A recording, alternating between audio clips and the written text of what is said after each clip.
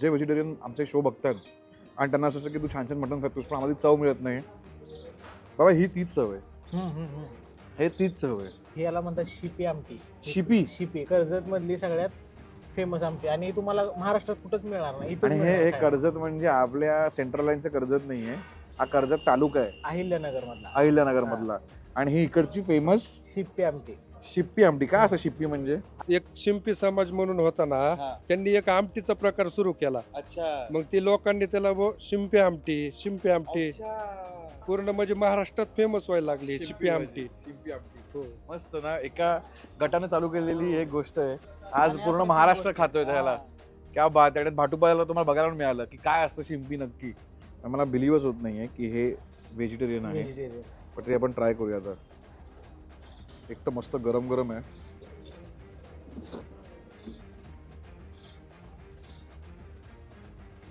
नॉनव्हेजच वाटतंय. जे व्हेजिटेरियन आमचे शो बघतात आणि त्यांना असं असं की तू छान छान मटण खातोस पण आम्हाला ती चव मिळत नाही, बाबा ही तीच चव आहे, हे तीच चव आहे. आणि जे माझ्यासारखे असतात सोमवारी खात नाही गुरुवारी खात नाही त्यांच्यासाठी तर एकदम परफेक्ट आहे. तिखट आहे, झणझणीत आहे. झणझणीत आहे. डाळीपासून बनवलेली असती शिपी आमटी. तूर डाळ मूग डाळ दोन्ही सम प्रमाणात घ्यायचे. अच्छा. आणि कांदा टमाटा पेस्ट आलं लसूण पेस्ट संडे मसाला वापरतो, त्यात धना पावडर वापरतो, अच्छा. मटन मसाला वापरतो.